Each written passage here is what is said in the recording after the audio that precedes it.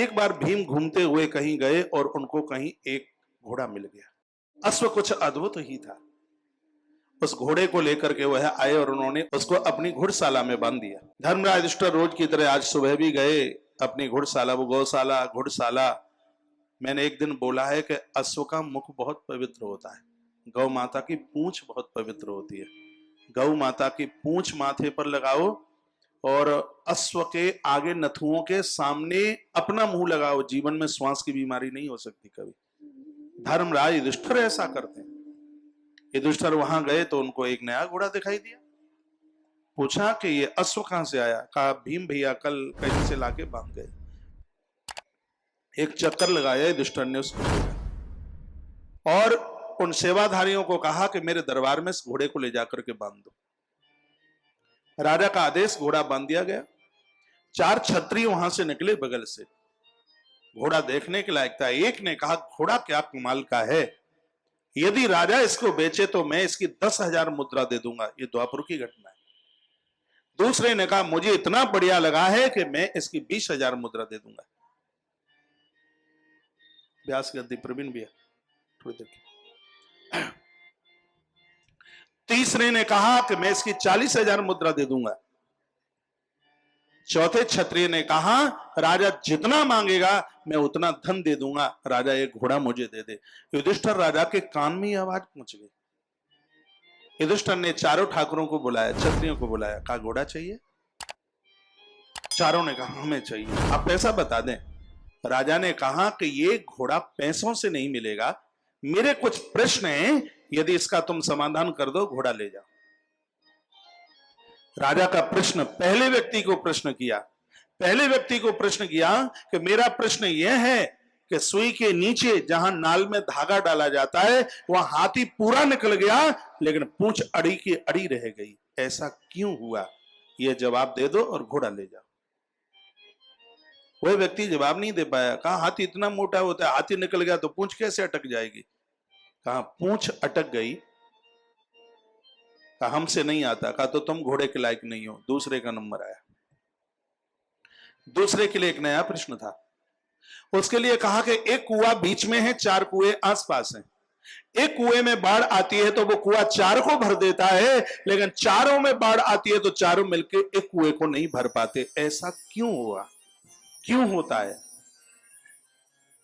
तो दूसरा क्षत्रिय भी जवाब नहीं दे पा रहा था। कहा हमसे आता नहीं, कठिन है। कहा तुम भी इस घोड़े के लायक नहीं हो। तीसरे व्यक्ति का नंबर, तीसरे ठाकुर साहब का नंबर आया। उनके लिए नया प्रश्न था। उनके लिए कहा कि तुमने देखा होगा कि बछिया गाय को पीती है, लेकिन मैंने देखा कि गैया बछिया को पी रही थी और पीती रही, लेकिन फिर भी उसका पेट नहीं भरा। ऐसा क्यों हुआ कि गैया बछिया को पी रही है और उसका पेट नहीं भरा? इसका जवाब दे दो, घोड़ा ले जाओ। क्षत्रिय ने कहा तीसरे ने कि बहुत ज्यादा कठिन सवाल है, मुझसे इसका आता नहीं जवाब। कहा तुम भी इस घोड़े के लायक नहीं हो। तब चौथे ठाकुर का नंबर आया। उसके लिए कोई नया सवाल नहीं था। राजा ने कहा कि तुम इन तीनों प्रश्नों का जवाब दे दो और इस घोड़े को ले जाओ। बड़ा समझदार था वो क्षत्रिय। उसने कहा राजन एक बार आप अपने इस प्रश्न को रिपीट कर दीजिए, एक बार बोल दीजिए द्वारा से। तो राजा ने कहा कि मेरा पहला प्रश्न, आपका ध्यान इधर हो, मेरा नामदेव का भगवान है, इसको आराम से निकाल दो। बिल्कुल इसमें भी भगवान है, पक्का भगवान है इसमें। और मैं तो ईश्वर को कहना चाहूंगा अगले जन्म में मेरे इतने पुण्य न हो मनुष्य बनने के लायक, तो ऐसा कोई स्वान बना देना, किसी कथा के पंडाल के पास घूमता रहा हूं। कथा तो भगवान की कानों में पड़ेगी, उसमें भी कल्याण हो जाएगा। ये बड़भाग्य है, बिल्कुल भाग्यशाली है। रोज इधर उधर ही घूमता है, कथा सुनता है, उसको मारना दुत्कारना मत, आराम से निकाल दें। आइए, रोज सुनता है। तो बात यह चल रही थी। वो पहला व्यक्ति कहता है राजन आपने प्रश्न किया है कि हाथी पूरा का पूरा निकल गया और पीछे से पूंछ उसकी अड़ गई सुई की नाल में।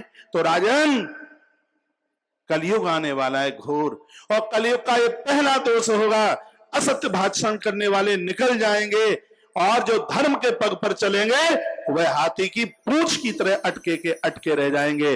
धर्मराज युधिष्ठिर ने कहा बिल्कुल सही तुम्हारा जवाब।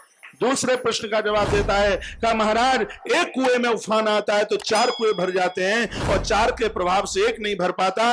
राजन ये कलयुग का दूसरा दोष है। कलयुग में ऐसी औलाद होगी, एक बाप 4 बच्चों का पेट भर देगा, लेकिन 4 मिलकर के एक पिता का, एक मां का पेट नहीं भर पाएंगे। ये कलयुग का दूसरा दोष है। और राजन तीसरा आपका प्रश्न था कि एक बछिया, एक गैया बछिया को पी रही है और उसका पेट नहीं भरता, तो ये कलयुग का ये दोष है। कलयुग में माता पिता बेटियों का खाएंगे, जीवन भर खाते रहेंगे, लेकिन उनका पेट नहीं भरेगा। ये तीसरा दोष है कलयुग का। राजा ने ताली बजाई और कहा, ठाकुर साहब घोड़ा तुम्हारा है, ले जाओ। रो पड़ा हुआ है क्षत्रिय, उसकी आंख में आंसू आ गए। राजा साहब मुझे क्षमा करें, मुझे यह घोड़ा नहीं चाहिए, ये घोड़ा नहीं है, तुम्हारे राज्य में कलयुग आ चुका है, ये कलयुग है। उसी समय धर्मराज युधिष्ठिर ने अपना पूरा राजपाट छोड़ करके स्वर्गारोहण के लिए चले गए। परमात्मा को प्रार्थना कीजिए, हे प्रभु इस कलकाल के दोषों से हमें बचा लीजिए। गौ माता रुदन करती करती यही तो कहती है, हे भगवान इस कलयुग में लोगों को धर्म नहीं चाहिए, इस कलयुग में लोगों को मोक्ष नहीं चाहिए, इस कलयुग में लोग अर्थ के लिए मेरी हत्या करेंगे।